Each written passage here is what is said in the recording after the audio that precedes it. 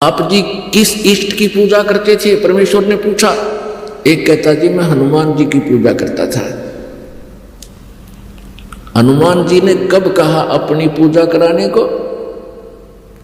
अरे वो तो भगत थे, वो तो स्वयं पूजा करते थे भगवान की। और कोई भगत अपनी पूजा करवाने को नहीं कहेगा, वो कहेगा तो भगवान की पूजा के लिए ही आपको हिदायत दे सकता है। और यदि कोई भक्त अपनी पूजा कराता है वो भक्त नहीं, वो दुष्ट है। हनुमान जी ने कभी नहीं कहा मेरी पूजा कर लो, तुम तो दंगताना कर रहे हो उसके साथ। वो क्या कहता है? अरे हमने तो ऐसा सुना था। वो गुरु कहता है, वो आचार्य कहता है, नकली। हमने तो ऐसा सुना था कि हनुमान जी भगवान शिव के अवतार हैं। हनुमान जी की पूजा करने से भगवान शिव की पूजा हो जाती है। और हनुमान जी के हृदय में श्री राम और श्री लक्ष्मण और श्री सीता जी विद्यमान हैं। उन्होंने अपना सीना खोल के दिखाया था। तो हनुमान की पूजा करने से श्री राम की यानी विष्णु की भी पूजा हो जाती है। फिर परमात्मा ने पूछा और क्या डले रोया करता तू, और भी बता दे। कि गीता जी का मैं नित्य पाठ किया करता और औरों को भी समझाता था कि गीता जी का पाठ करते ही रहना चाहिए। अब परमेश्वर ने कहा रबले पुरुष, अब गीता जी में 18 अध्याय हैं और यदि हनुमान जी की पूजा से ही विष्णु जी और शिव जी की पूजा का लाभ मिलना होता तो उन 18 अध्याय का ज्ञान देने की परमात्मा को क्यों आवश्यकता पड़ी है?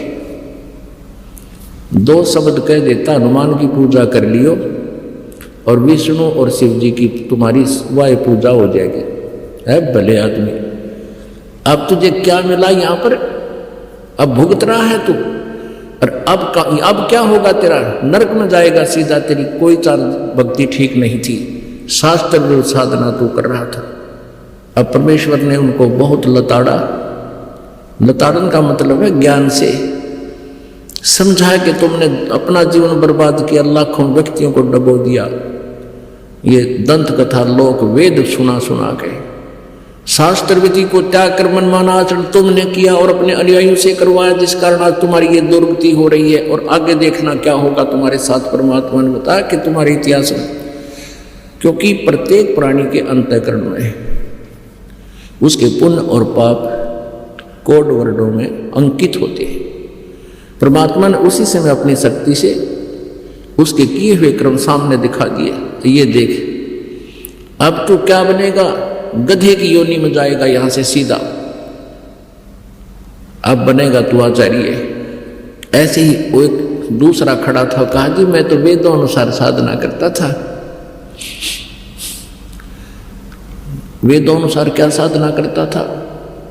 कि गायत्री का जाप करता था, गायत्री मंत्र का जाप करता था मैं। अब परमात्मा ने कहा कि गायत्री मंत्र क्या चीज है? कि ये ऋषियों की खोज है, ऋषियों ने अपने अनुभव से इसको खोजा है। अब परमात्मा बोले बुद्धू तू बात तो बनाओ, मैं वेद पढ़ा करता, इतने कह पता नहीं गायत्री मंत्र क्या है। ये यजुर्वेद के 36वें अध्याय का 3रा मंत्र है। उसमें ओम शब्द नहीं है और ना ही इसके साथ ओम शब्द जोड़ना चाहिए। आप ओम शब्द लगाकर इस भूर्भुवः स्व तत्सवितुर्वरेण्यं भर्गो देवस्य धीमहि धियो यो न प्रचोदयात्, इस मंत्र के साथ यदि ओम शब्द लगाते हो तो इसको भी निष्क्रिय कर रहे हो, परमात्मा का अपमान कर रहे हो। ओम शब्द नहीं लगाना चाहिए, क्योंकि ओम नाम है ब्रह्म का, ओम मंत्र है ब्रह्म का। और ये भूर्भुवः स्व जो महिमा है ये पूर्ण परमात्मा की, परम अक्षर ब्रह्म की। अब जैसे प्रधानमंत्री जी को आप कोई एप्लीकेशन लिखते हो और शुरू में लिख दे मुख्यमंत्री जी और उसका नाम लिख दे, वो कागज ने पाट देंगे कल रख वहां पर कि तो मुख्यमंत्री की तरफ है, नीचे भेजो इसको। तो ओम नाम इस मंत्र यजुर्वेद अध्याय 36 के मंत्र 3 के साथ नहीं लगाना चाहिए। इसको कहते हैं वो खचड़ा ज्ञान। ये लोक वेद, दंत कथा, शास्त्र विधि त्याग कर मनमान आचरण। आपको दिखाते हैं ये यजुर्वेद अध्याय नंबर 36 का 3 मंत्र, कहीं ओम नहीं लगा इसमें। ये देखिएगा यजुर्वेद प्रकाशक हैं सार्वदेशिक आर्य प्रतिनिधि सभा 2/5 महर्षि दान भवन रामलीला मैदान नई दिल्ली से ये छपी है, प्रकाशित है। और इसके अनुवाद करता है महर्षि दानंद सरस्वती, आर्य समाज प्रवर्तक। ये इसके मुद्रक है। अब 36वां अध्याय का 3रा श्लोक आपको ये देखिए, ये है 36वां यजुर्वेद भाषा का से, ये है 36 यानी 36वां अध्याय है। इसका यहाँ पर ये 3रा मंत्र है।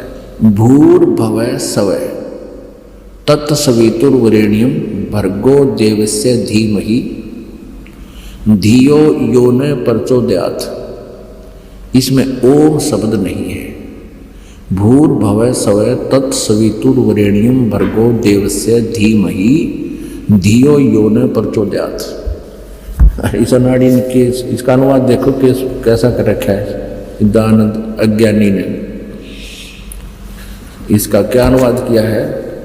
हे मनुष्यों, जैसे हम लोग भू माने कर्मकांड की विद्या, भूय उपासना कांड की विद्या और स्वय ज्ञान कांड की विद्या को संग्रह पूर्वक पढ़ के हमारी धारणवर्ती बुद्धियों को प्रेरणा करे, उस कामना के योग्य समस्त ऐश्वर्य के देने वाले परमेश्वर के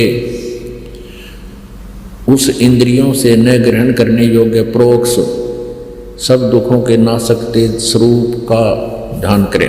अपने आत्माओं, इसका अर्थ तो कुछ और बनता है, लेकिन ये प्रसंग दूसरा चल रहा है। यही दानंद अज्ञानी महर्षि दानंद अपना अनुभव इसने सत्यार प्रकाश नामक एक पुस्तक में लिखा है। वहाँ इसने इस गायत्री मंत्र का अनुवाद करते समय कहा कि भू भवः स्वः, ये 3 मंत्र तो तैत्तिरीय अरण्यक से लिए हैं मैंने, और शेष के बारे में कोई जानकारी नहीं इसको। तो ऐसे ही सब के अंदर लोक वेद फीड था। इस गायत्री मंत्र के बारे में ये खासकर आर्य समाज के आचार्यों ने ऐसी भ्रमणा फैला दी थी कि महर्षि दानंद की खोज है ये गायत्री मंत्र, इसने अपनी खोज ढूंढी है सदग्रंथों से, कहीं कहीं से, जब ये गायत्री मंत्र बनाया है। उसने स्वयं पता नहीं, वो वेदों का विद्वान कहा हुआ था और उसको ये नहीं पता कि वेद में वो कौन से मंत्र में लिखा, ना वहाँ लिखता कि यजुर्वेद के 36वें का 3रा वो मंत्र है। इसमें ओम मंत्र नहीं है, ओम मंत्र नहीं लगाना इसके साथ है। फिर परमात्मा ने कहा कि मान लीजिए आप गायत्री मंत्र जाप करते हो, और वो कहता था जी मैं 1,00,000 मंत्र जाप किए मैंने गायत्री के, ऐसा मैंने अपना वो बना रखा था, 1,00,000 मंत्र गायत्री के जाप किए एक विशेष अनुष्ठान में, बाकी तो करता ही रहता था। अब परमात्मा ने समझाया कि भले बुद्धू आदमी तू, अब जैसे वेदों में पूर्ण परमात्मा कबीर देव जी की महिमा लिखी हुई है, उसके गुण लिखे हैं, जैसे कि कहीं पर बिजली, इस इलेक्ट्रिसिटी की विशेषता, उसके गुण लिखे हों। उन गुणों में क्या लिखा होता है कि इलेक्ट्रिसिटी, बिजली का कनेक्शन लेने वाले को क्या क्या लाभ होते हैं। वो पंखा चलेगा, ट्यूब जगा देगी, जगमग कर देगी घर को, रोशनी देती है बिजली, पंखे चला देती है, कूलर चला देती है, दूध पिलो देती है, रड़क देती है, मक्खन निकाल देती है, और जमीन से जल निकाल देती है। आदि आदि उसके गुण लिखे हैं। अब उन गुणों को कोई व्यक्ति 1,00,000 बार पढ़ ले, जाप कर ले, बार बार उसकी आवृत्ति करता रहे, रेपिटेशन करता रहे, रिपीट करता रहे, क्या लाभ होगा? उससे ये लाभ होगा कि उसको बिजली के गुणों का ज्ञान हो जाएगा कि बिजली ऐसा ऐसा करती है। लेकिन वो बिजली ऐसा करती कैसे है? जो गुण बिजली के लिखे हैं वो प्राप्त कैसे होंगे? उसके पढ़ने मात्र से नहीं होंगे, उसमें लिखे हुए अनुसार करने से प्राप्त होंगे। वो कैसे होंगे? आप जी ने बिजली का कनेक्शन लेना होगा, मीटर लगवाना होगा, उसके लिए प्रोसीजर सारा अपनाना होगा, और फिर वह फॉर्म डिपॉजिट कराओ, उनका जो टैक्स वैक्स है वो भरो, और फिर कनेक्शन मिल जाएगा, फिर वो बिजली लाभ देगी। यदि उन बिजली के गुणों को गाता रहे, पढ़ता रहे, क्या वो बिजली लाभ दे देगी? कभी नहीं। यदि आप जी इस गायत्री मंत्र को 20 लाख बार बोलते रहो, क्या प्रभु तुम्हें लाभ दे देगा? उसमें जो लिखा है कि उस परमात्मा का ध्यान करो, उस परमात्मा की भक्ति करो। केवल एक मंत्र से परमात्मा की महिमा स्पष्ट नहीं होती। जैसे कि यजुर्वेद अध्याय नंबर 40 के श्लोक मंत्र नंबर 10 से लेकर 13 में स्पष्ट किया है। इस वेद ज्ञान दाता ने, जो गीता ज्ञान दाता है वही वेद ज्ञान बोल रहा है, क्योंकि पूर्ण परमात्मा ने, परम अक्षर ब्रह्म कबीर देव जी ने इस ब्रह्म के अंतःकरण में, इस ज्योति निरंजन काल के अंतःकरण में ये 5 वेद फीड कर दिए थे। इसने 5वां वेद सूक्ष्म वेद नष्ट कर दिया, क्योंकि उसमें पूर्ण परमात्मा के पाने की विशेष व्याख्या थी। इसने इस डर से उसको नष्ट कर दिया कि कहीं इनको अपने पिता का पता लग जाए, अपने मूल स्थान का ज्ञान हो जाए और फिर यहाँ से भाग जाएंगे। पुण्यात्माओं, आपका जिस दिन ये विशेष विश्वास हो जाएगा कि सचमुच वहाँ और स्थान है जहाँ हम रहते थे और वहाँ कभी जन्म मृत्यु नहीं होती और कोई काम नहीं और कभी कोई कष्ट नहीं, किसी चीज का अभाव नहीं, तो उस समय यहाँ ना रहे इस पृथ्वी पर कोई भी। एक भक्त कहने लगा, जी यदि सभी सतलोक की भक्ति कर लेंगे परमात्मा की और सभी सतलोक चले गए सारे, तो पृथ्वी पर कौन रहेगा? या तो खाली हो जाएगी। तो बता, यहां तक ठेका ले रहे हम, ये खाली हो जाएगी तो कौन रहेगा? अरे ये इतने पत्थर घूमने लाग रहे, 8 ग्रह ऊपर घूमने लाग रहे, सारे खाली पड़े पत्थर। इन पृथ्वी से तो कई 1000 गुना, कई गुणे बड़े हैं। एक पत्थर ये भी घूमता रहेगा, हमने क्या ठेका ले रखे हैं धक्के खाने का। और हम वहां चलेंगे जहां पर सारी सुविधाएं, और वहां फिर कभी मृत्यु नहीं हो। यहाँ तो मृत्यु डेफिनेट होगी। आज जिन सुविधाओं को अपनी मान रहा है ये तेरे पास नहीं रहेंगी। आज से तो कोई किसी भी अच्छी पोस्ट पर है या कितना फैक्ट्री का मालिक है, कल मृत्यु होगी, अगले दिन तू गधा बनकर वहीं खड़ा पाओगा उस फैक्ट्री का पिछले पास है। तो क्या सुविधा है ये तुम्हारी? तो फिर ये जब आपको विश्वास हो जाएगा, क्योंकि परमेश्वर का ये गॉड गिवन जो है ज्ञान है, किसी डूम बाट के गीत नहीं है ये कि उन्हें अपने स्वार्थवश सुखी महिमा बना रखी हो किसी की। उस परमेश्वर ने स्वयं आकर बताया कि वहां ऐसा ऐसा है, यहां तो मृत्यु होगी और जन्म भी होगा आपका, जन्म मनवाने का देखा हो गया। फिर ये सुविधा कहाँ गई आपकी, जिनको आज तू देखकर प्रसन्न हुआ बैठा है? और वहां जाने के बाद फिर कभी जन्म मृत्यु नहीं होती, जरा मरण नहीं होता। वहां जन्म तो एक बार होगा, लेकिन फिर ना वृद्ध अवस्था होगी सतलोक में और ना फिर मृत्यु हो। और यहाँ दोनों दुख, महान दुख यही है, हम इतने ढीठ हो गए इस काल के लोग में, चाहे हमारे दोनों टांग कट रही हो और चाहे एक हाथ भी कट गया हो, हम फिर भी जीवन चाहते हैं।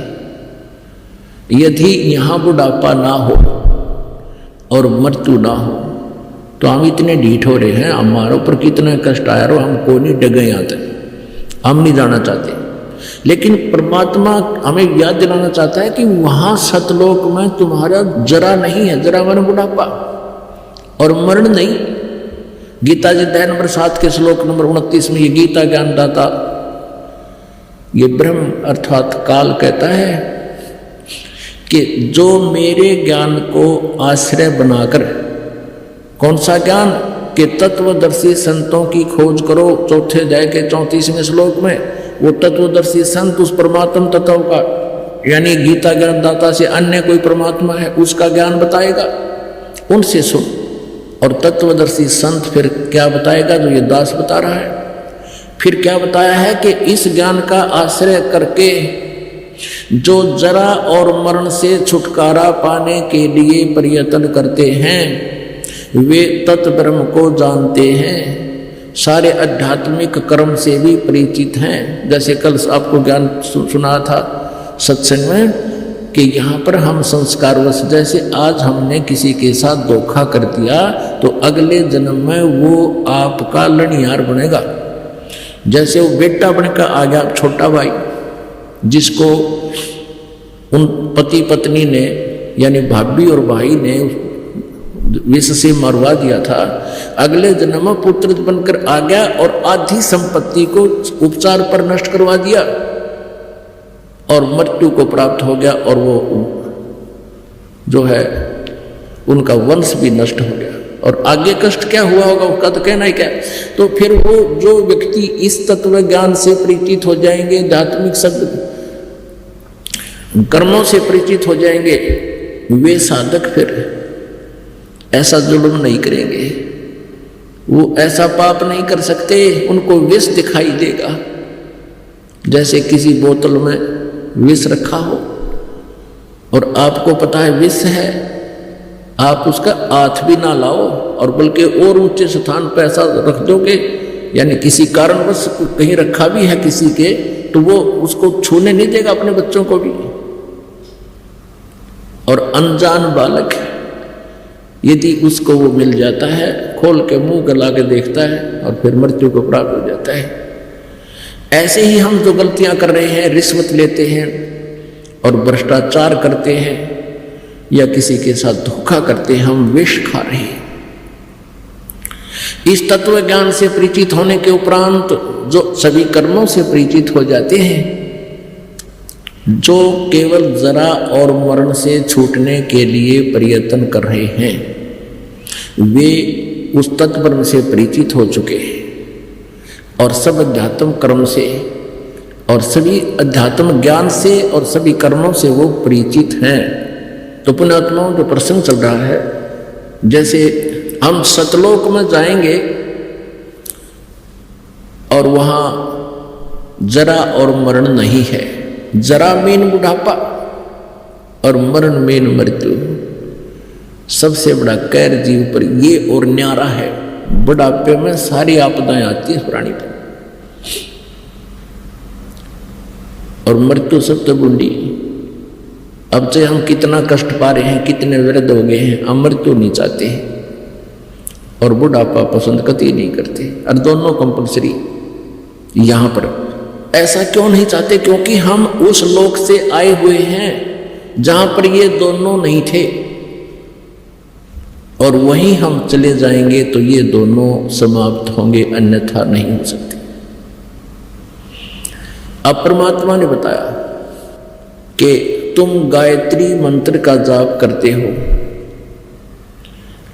और गायत्री मंत्र कंप्लीट ज्ञान नहीं है उस परम पिता के पाने का, उसकी महिमा है, ये उसी की महिमा का एक मंत्र है, अंश है। तो यजुर्वेद अध्याय नंबर 40 के मंत्र 10 से लेकर 13 तक ये स्पष्ट किया है कि उस तत्वदर्शी संतों के पास जाकर समझो, वही परमात्मा का यथार्थ ज्ञान देते हैं। तो इस प्रकार उस परमेश्वर ने उन तपतशिला पर, वहां पर तो वो बैठे हुए थे, करबद्ध थे, और उनको ये भी मालूम था कि हमने जो जो साधनाएं की उनसे हमें कोई लाभ नहीं हो रहा। तो परमेश्वर ने कहा, वो जो ये कहता था कि मैं वेदों अनुसार साधना करता हूँ, ओम नाम का जाप करता हूँ, मेडिटेशन करता हूँ, तो परमेश्वर ने कहा कि जो साधना आप कर रहे हो, ओम नाम का जाप और वेदोनुसार और गायत्री मंत्र, गायत्री मंत्र से आपको कोई लाभ नहीं, क्योंकि सदग्रंथों के जो पाठ के करने से, सदग्रंथ पवित्र वेद पवित्र गीता जी ये पाठ करने के यानी स्वाध्याय करने के सदग्रंथ है, तो इनके करने से आपको ज्ञान यज्ञ का फल मिलता है। अब जैसे स्वाध्याय करते हैं, चाहे वेदों के मंत्रों को 10-20 मंत्र प्रतिदिन पढ़ लिए, या कोई गीता जी का एक अध्याय का प्रतिदिन पाठ कर लिया, ये स्वाध्याय कहलाता है, ये ज्ञान यज्ञ है। ये वैसे 5 यज्ञ करनी होती हैं। एक यज्ञ है धर्म की, दूसरी यज्ञ है ध्यान, तीसरी यज्ञ हवन की, चौथी यज्ञ प्रणाम, और 5वीं यज्ञ ज्ञान है। ये 5 यज्ञ भी आप कर लोगे, एक यज्ञ से भी लाभ नहीं होगा, जैसे कोई हवन करके राजी हो जाए, नहीं, 5 यज्ञ भी आप कर लोगे और आपके पास सत भक्ति जाप करने का मंत्र नहीं है, शास्त्र अनुकूल साधना नहीं है, वो मंत्र ठीक नहीं है, तो भी आपकी 5 यज्ञ यूजलेस होगी, व्यर्थ हुई। कैसे?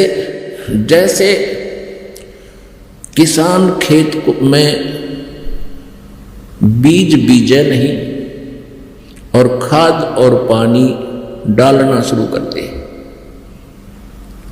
गेहूं बीजा नहीं, खाद और पानी डालना शुरू कर दिया, सिंचाई शुरू कर दी, तो क्या होगा? उसमें खरपतवार उग जाएगा, और वो पशुओं का काम तो आ सके घास फूस, बाकी उसका मूल उद्देश्य नहीं रहा। यानी बीज किस लिए, गेहूं किस लिए बीजता है किसान? कि अपने बच्चों का और उसका जीवन सुरक्षित रहे, भूखे ना मरे। और बीज के, गेहूं बीज के फिर खाद पानी डाले तो उसका लाभ गणा हो। यदि बीज बो दिया और खाद पानी नहीं डाला तो भी यूजलेस है। कहने का भाव दास का ये है कि आप जी यदि कोई एक यज्ञ भी कर रहे हो, जैसे खाद डाल दिया और जल डाला नहीं, तो भी यूजलेस है। तो ऐसे ही एक हवन यज्ञ के ऊपर कांटा जोड़ रहे, कई तो स्वाहा स्वाहा सारा दिन एक घंटा लगे रहे, और वो 4 यज्ञ और रहेगी। खाद डाल दिया, जल नहीं डाला तो भी जड़ की खेती। तो ये अल्पज लोगों का, नीम हकीम नकली गुरुओं का ये मार्ग शास्त्र विदिता का मनमाना आचरण है, जिसके विषय में गीता जी अध्याय नंबर 16 के श्लोक नंबर 23 में 24 में स्पष्ट किया है कि उनको कोई लाभ नहीं होता। अब दूसरा उदाहरण देते हैं। अब जैसे बीज भी बीज लिया, गेहूं के स्थान पर भांग बो दी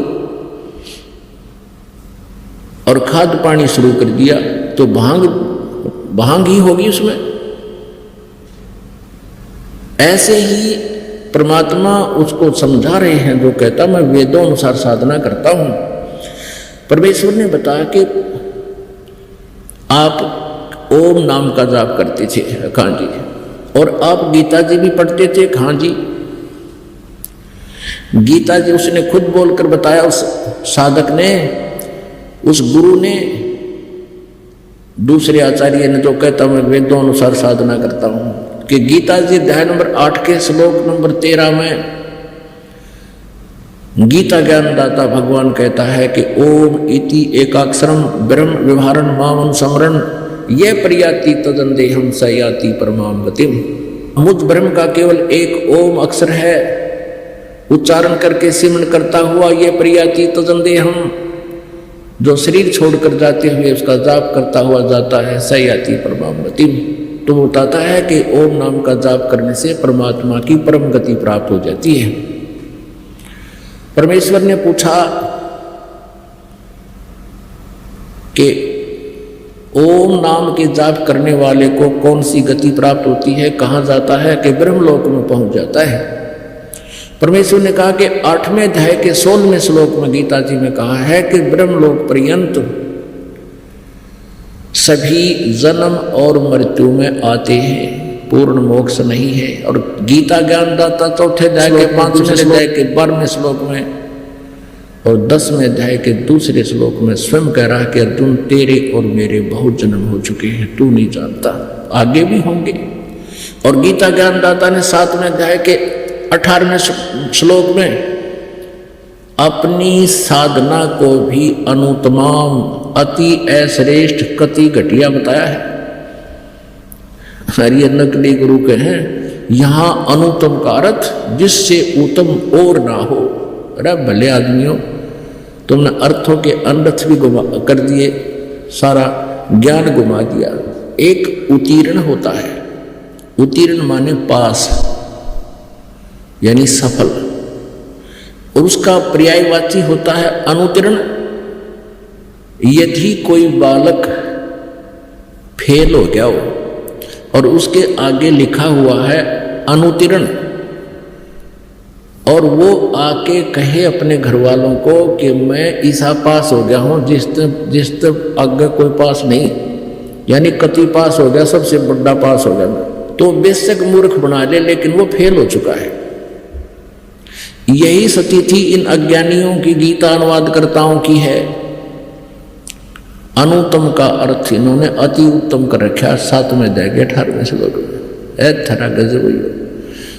और क्या बताते हैं कि जिस गति से ऊपर कोई गति ना हो, कोई और उत्तम गति ना हो किसी की, वो सबसे उत्तम गति भगवान बताता है।